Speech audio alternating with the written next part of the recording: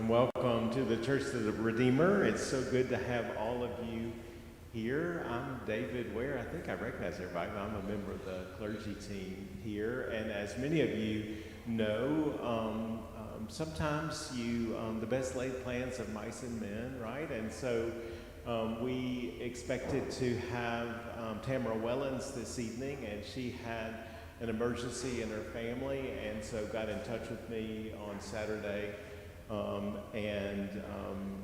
And I said, I totally understand. Then I can't say I talked to Thomasina next. The next thing I did was I announced that we were going to do dream work. And then I asked Thomasina if she was available. I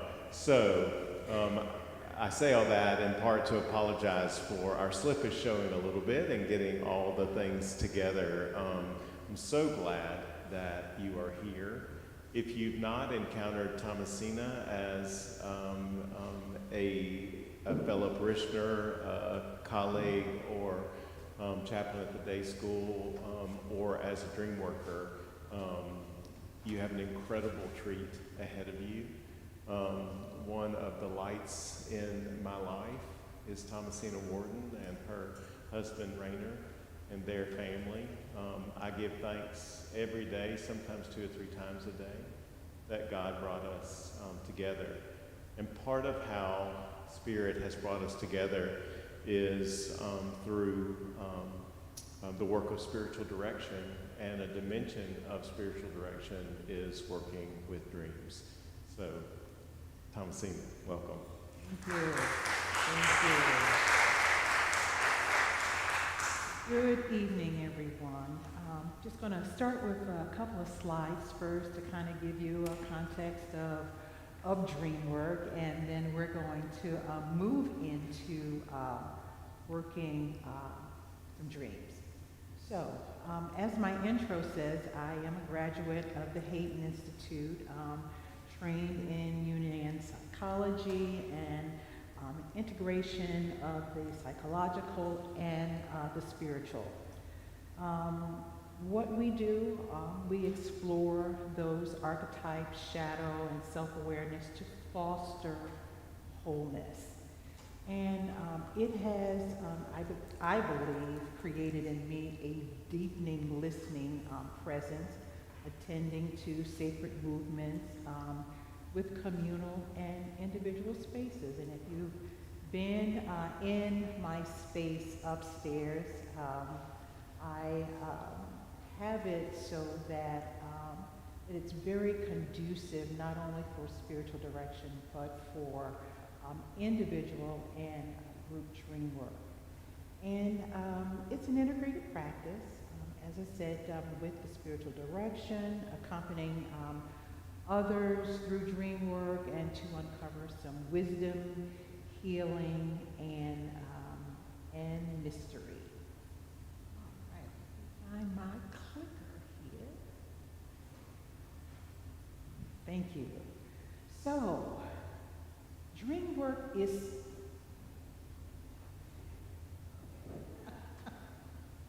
about dreams, okay. It's a sacred work, and standing in an unbroken tradition of beginning the day by asking, what did you dream? Or you may have awakened in the morning and said to yourself, oh my goodness, what was that dream about? Dreams, I believe, are holy messages. They're invitations from the space between the known and the unknown.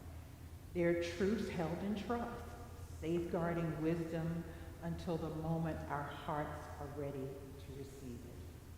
And it's a living practice, listening together for the wild, the wondrous, the miraculous, the colorful, all of those things that come to us in our dreams. Dreams are sacred work. They guide us toward wholeness, healing, and often that journey can be a little, sometimes untidy as well as tidy. The inner threshold, every dream serves as a doorway into the inner landscape, be it fierce, tender, or illuminating. And there's a lot of wander and wonder. We embrace the unexpected, exploring the depths and the psyche with curiosity and courage. And we do so with a bowed heart. We approach this sacred work grounded in humility and guided by compassion for ourselves and others. And so dream work is a shared commitment. We honor the sacredness. We hold both the dream and the dreamer with deep respect and humility. And we create a gentle container. We provide a safe, steady place where silence is welcome and every voice is protected. Witnessing, not treating. Dream work is a communal act of listening and wondering, not a diagnosis or treatment. And more importantly, it is not therapy. We focus on the wisdom emerging in community rather than clinical intervention.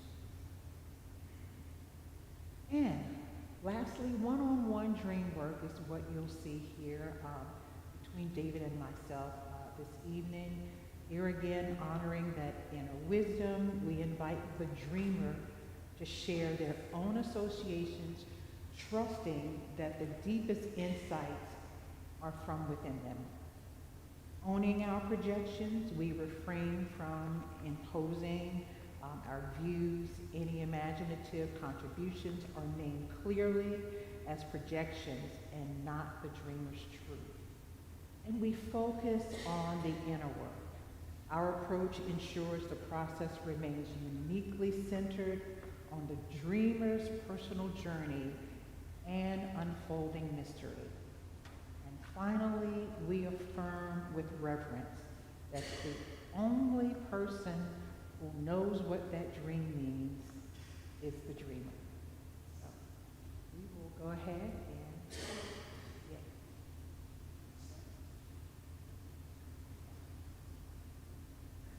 And before we do that, normally in that sacred space, I would have a candle lit and I would also share a reading. So in this case, I'll just go ahead and share this reading before we start as we are creating our safe container.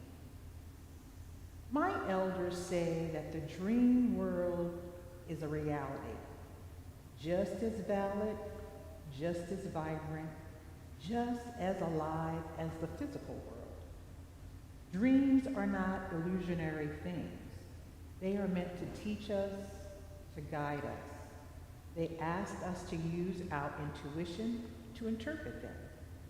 That's their biggest gift, returning us to our intuition, our highest level of thought.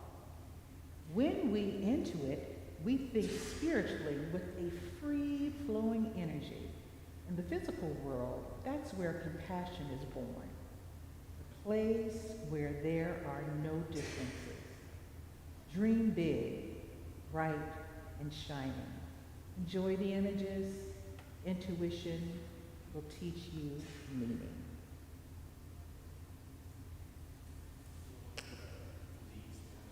Absolutely.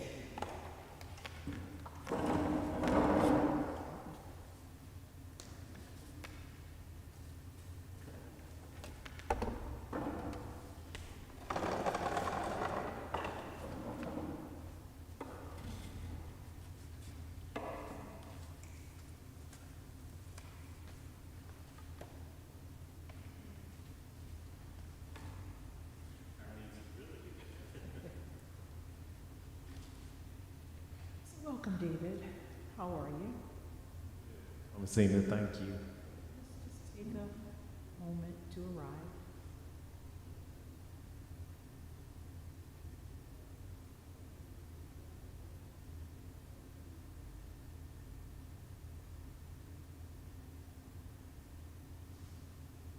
Amen. So you have a dream, I do. and you've given your dream a name. I have. And just for our listening audience, I'm going to ask you to state the name of the dream and to read it. Then I'll ask you to read the dream again without reading your notes. And if some of our audience would like to, during a group dream session, we ask the group to take notes about the dream the second time of you sharing that dream. So whenever you're ready, you can go ahead and give us the name of your dream, the title of your dream, and share that with us. So thank you. So this is a different dream than the one that we talked about today. The title of the dream is Lying Underwater and Still Alive. I'm walking beside and just behind a small old woman. She has dark hair, short, and she's wearing a royal blue suit, a jacket, and skirt, and the skirt goes down to her ankles. She's shuffling along and we're talking a bit, but mostly quiet. She gets a little ahead of me, turns to the right, and approaches a light green pool of water. The water is beautiful and moving. It's lit like a pool. She walks into the pool and disappears. When I look over the edge, she's face down at the bottom. There are 3 scuba divers swimming languidly in circles. I try to get their attention. They keep swimming. It's like a water ballet. They're like huge, beautiful goldfish. I bang on the side of the pool. I splash the water. I yell. I get a noisemaker, a whistle, a horn. They keep swimming slowly in a circle. One of the scuba divers even comes up. He doesn't look at me. I can't get his attention. He goes back down and the water ballet continues. The water is clear, and so I can see all of this happening. I imagine in the dream that people are coming to save the woman and doing CPR, and that surely she's dead. A lot of time passes, and still she's face down at the bottom of the pool. I realize she's alive, and I wake up. Now I'll ask you to share the dream one more time from memory. So I'm walking along, it's a kind of a boardwalk, and I am with a small woman, older woman, dark hair, and she's just ahead of me. We're talking, but we're mostly quiet. We're going along. And at a certain point, sort of suddenly, she turns to her right and goes right into a pool. Surprises me. I didn't know the pool was there, and I sure didn't expect her to go into it. So I go over to the pool, and it's beautiful. It's green and glowing. It's lit like a swimming pool. And I look in, it's clear, the water, and I see all the way down to the bottom, and she's lying face down. But then I noticed that there are 3 scuba divers near the surface of the water, and they're going along around.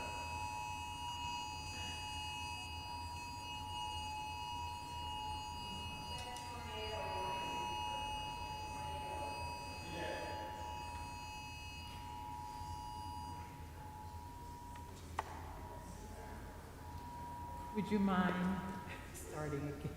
You want me to start over? Yes. Okay. Okay. So I'm going along on a path that's sort of a boardwalk, and I am with a small woman with dark hair. She's wearing a royal blue suit, a jacket, and a skirt that goes all the way down to her ankles.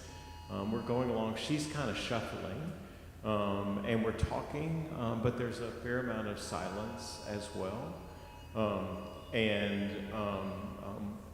As we go along, suddenly she turns to the right, and she goes right over into a pool. It's shocking. And I look in and see that she's lying face down at the bottom of the pool. The pool is beautiful. It's green and glowing, lit like a swimming pool. And I then see that there are 3 scuba divers swimming around near the top of the water. They're all in black scuba gear. And they're like beautiful goldfish in their movement. They're going around in this kind of water ballet. And I try to get their attention, and it's not working. I bang on the side of the pool. I yell, I get a whistle, I have a noisemaker, nothing. At one point, even one of the scuba divers comes up, but I can't get his attention. In the dream, I imagine that people come to save the woman. They're going to come and give CPR. It doesn't happen. I just imagine that happening. Then I'm drawn to look again at the pool, and there she is. She's been there all this time, lying face down. And I realize she's alive. Well, normally in dream work, we take on the dream. The group will take on the dream. And we use language like in my dream. So we take on the dream as if it's our own. And we ask the dreamer for permission to take on that dream. So David, is it okay for me to take on the dream? How were you feeling in your body once you had that dream? You mean not in the dream, but yeah, afterwards. Afterwards.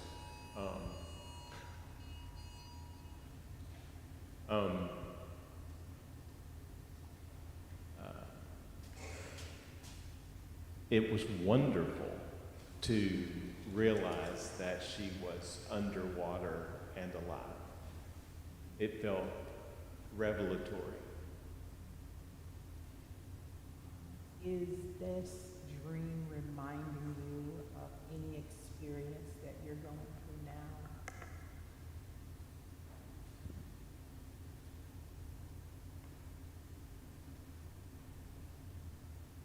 Yeah, I'm aware of the Richard Rohr's notion of breathing underwater, right? And so I feel like it connects to some sense of discovery or growth, some sense of there's more. I would say within the dream, I was really worried about her. And she, as far as I knew, was dead. And there's a part of me that feels like she is dead, and that's a piece of the dream. She's dead, and then I realize, and she's alive. So that feels like, that's familiar, I think.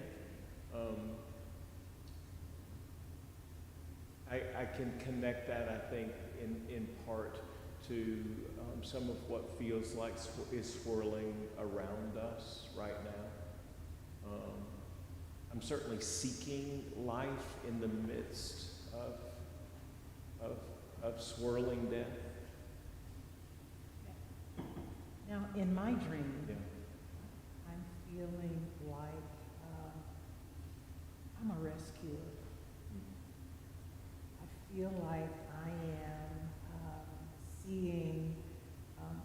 died appears to be dead, but then discovering the life that's in water, which represents life for me, which represents something that sustains me. Trying to get other people to get what appears to be dead help. You know, I need help to get this person out of this pool. And then the surprising factor to find out that she's alive. So I'm really noticing the feminine aspect of this dream of life, of water, of the color blue, that even though something appears to be dead, there's so much life. And the bottom of the pool for me represents something that has kind of been forgotten, that's kind of gone. It just took her down all of a sudden. And so it kind of leaves me a little sad.